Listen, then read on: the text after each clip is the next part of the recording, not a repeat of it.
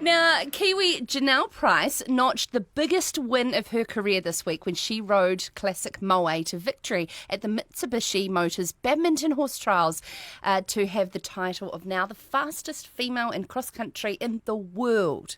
She joins us now from the UK. Jonelle, what's it like to match your husband Tim with a 4-star victory? Yeah, absolutely. Look, it's a friendly rivalry in the household as long as one of us is doing the winning. But it's really nice to get one up on him this week. Tell us about the journey to get there, because you've had a couple of hurdles. We're talking horses, we better call them jumps. It's not a steeplechase, is it? But tell us about your journey to get there, because you've been trying to, or have successfuled increased your family. Yeah, look, we've been in the UK now for 13 years, so some might say it's been a long time coming. You sort of wonder if it is going to happen. But you've just got to be consistent and persistent, keep training, keep trying to get better, keep knocking on the door, and one day the door will open. Obviously, last year I had a wee son, Otis, so I was actually at Badminton quite pregnant, very frustrated last year, and little did I know that 12 months later, I'd be there raising the trophy. Wow, that is so special. I've got goosebumps. It's Mother's Day here now in New Zealand, Jonelle. So how important is it there's been a lot of media attention around your success because of doing it as a young mum. Like, how do you do it? Well, look, it's actually not that different. Life just goes on. We need, obviously, a bit more help around us. We've got a fantastic girl, Harriet, who helps with Otis. And, that was imperative if Tim and I were to sort of resume business as normal. And that was really important to me. I missed the majority of last year. I did manage to squeak in a few events at the end of last year.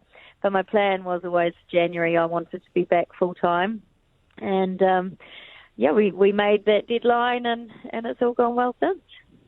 Tell us about what's coming up for you, because, after a success like this, celebration, of course, put it behind you and on to the next So the big focus this year is certainly the World Championships in September in America. After, we were disappointed, obviously, at Rio to finish fourth when we were so close to the gold medal. We went into the last day in the gold medal position. So, it's not something we talk about, but I think there's a real sort of underlying hunger in the Kiwi camp that we've got a bit of a score to settle. So that's certainly the big focus for the rest of the year. And Classic Moe is on a wee holiday at the moment, and then she'll come back in, and the focus will either be the World Championships or Burleigh. Other horses that you've got in the background coming through, I'd suggest that you may have one or two good ones. I've got a nice team at present. I've also got the mare that went to the Rio Olympics, so she would be my other contender for the World Championships. And we'll just see, which one is on best form, I guess, as the season progresses. But also got a nice team of slightly younger horses that will hopefully come through to this level maybe next year. And they're certainly ones for the future.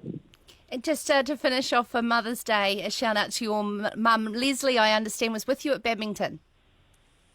Yeah, she was. She'd flown in the weekend before. She was supposed to come to Badminton the year before, and then obviously I broke the news that I was pregnant, and she ended up changing her flights and came a bit later in the season so that she could be here when Otis was born, and she stayed on till the end of the season. So it was really special, actually, that she was here, and got to see the achievement. Oh, that's so wonderful. And just again, lastly, before you leave, what would be your advice to up-and-coming equestrian riders who want to have global success? I think the first thing you have to do is get yourself on a plane and get overseas and get some exposure. It really is where the world stage is at. New Zealand is a fantastic training ground. We've got amazing memories growing up in New Zealand, and I think it is sort of what started us on the right path. But at some point, you do have to fine-tune and upskill, and the UK is certainly the place to do it. So while it is hard to leave home and the beautiful country that is New Zealand, you really do have to immerse yourself in that world stage.